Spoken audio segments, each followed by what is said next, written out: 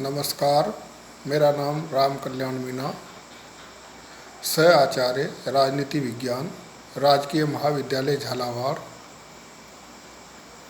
आज हम BA part third political science paper first में जो राजनीतिक विचारक है जॉन लॉक, उसके शासन संबंधी या सरकार संबंधी विचार के बारे में अध्ययन करेंगे। लॉक के राजदर्शन में राज्य एवं सरकार के मध्य स्पष्ट अंतर किया गया है। उसने राज्य और सरकार को एक नहीं माना है।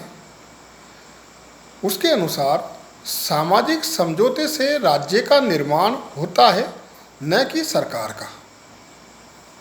सरकार की स्थापना लॉक के अनुसार सामाजिक समझौते के माध्यम से नागरिक समुदाय अथवा समाज की स्थापना हो जाने के बाद सरकार की स्थापना किसी समझौते द्वारा नहीं बल्कि एक विश्वासजन्य न्यास द्वारा हुई है। समाज तथा सरकार के पारस्परिक संबंध को सूचित करने के लिए लॉक ने संविदा के स्थान पर ट्रस्ट शब्द का प्रयोग इसलिए किया कि वह सरकार को समाज के अधीन रखना और इस बात पर जोर देना चाहता है कि सरकार जनहित के लिए स्थापित है और ट्रस्ट की अवहेलना करने पर उसे हटाया जा सकता है। लॉक के अनुसार राज्य एक समुदाय है जो लोगों के समझौते द्वारा संगठित किया जाता है, पर सरकार वह है जिसे यह समुदाय अपने कर्तव्यों को व्यावहारिक स्वरूप देने के लिए ट्रस्ट के रूप में निर्मित करता है। हार्मोन के शब्दों में लॉक की इस ट्रस्ट धारणा के अनुसार सरकार को जनता के समान अधिकार प्राप्त नहीं है। सरकार के तो जनता के प्रति कर्तव्य ही हैं।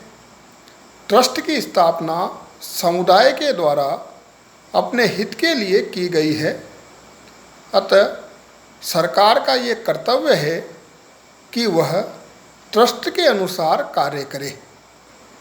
यदि सरकार ट्रस्ट की मर्यादाओं का उल्लंघन करती है तो समुदाय को अधिकार प्राप्त है कि वह सरकार को भंग कर दे। लॉक ने कुछ सरकार के कार्य भी बताए हैं। सरकार के कार्यों की चर्चा करते हुए लॉक ने कहा है कि मनुष्यों के राज्य में संगठित होने तथा अपने आप को सरकार के अधीन रखने का महान एवं मुख्य उद्देश्य अपनी संपत्ति की रक्षा करना है। यहाँ लॉक ने संपत्ति शब्द का प्रयोग व्यापक अर्थों में किया है और उसकी संपत्ति की धारणा के अंतर्गत जीवन तथा स्वतंत्रता भी सम्मिलित है। प्रत्येक व्यक्ति के जीवन, संपत्ति तथा स्वतंत्रता की रक्षा करने के लिए सरकार को 3 कार्य करने होते हैं।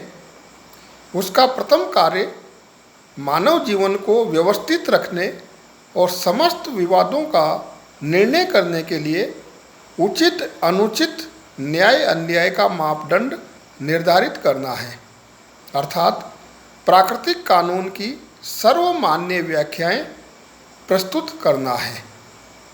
यह कार्य सरकार के व्यवस्थापक अंग का है। सरकार का दूसरा कार्य एक ऐसी निष्पक्ष शक्ति की स्थापना करना है जो कि स्थापित कानूनों के अनुसार व्यक्तियों के पारस्परिक विवादों पर निर्णय दे सके। इसे हम सरकार का न्यायिक कार्य कह सकते हैं। सरकार का तीसरा कार्य है दूसरे समाजों तथा दूसरे नागरिकों से समाज तथा उसके नागरिकों के हितों की रक्षा करना।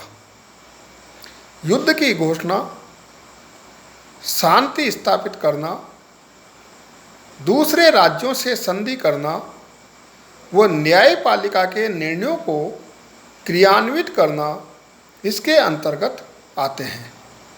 इन्हें सरकार के कार्यपालिका कार्य कहा जा सकता है। लॉक ने प्राकृतिक अवस्था की 3 प्रमुख असुविधाओं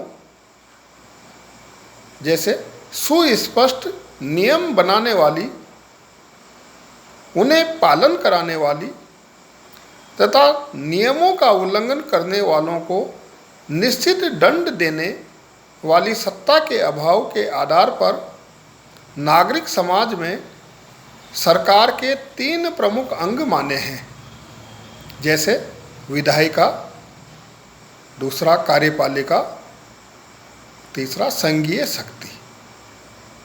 लॉक के अनुसार विधायिका सरकार का सर्वोच्च अंग है। इसे राज्य के हित में विधि निर्माण की शक्ति होती है। विधि के माध्यम से यह व्यक्तियों के उन प्राकृतिक अधिकारों की रक्षा करती है जिन्हें उन लोगों के समझौता अनुसार अपने पास रखे थे। लॉक के अनुसार सरकार का दूसरा अंग कार्यपालिका को माना गया है। उसका प्रमुख कार्य विधायिका द्वारा निर्मित विधियों को लागू करना है। वह कार्यपालिका को विधि लागू करने के अतिरिक्त न्याय करने का भी अधिकार प्रदान करता है। वस्तुतः उसने न्यायपालिका को स्वतंत्र अस्तित्व न प्रदान कर कार्यपालिका का ही अंग माना है। लॉक के अनुसार शासन की तीसरी जो शक्ति संघीय शक्ति है, जिसका कार्य दूसरे देशों के साथ संधियां करना है और विदेश नीति संबंधी पहलुओं पर ध्यान देना है। धन्यवाद।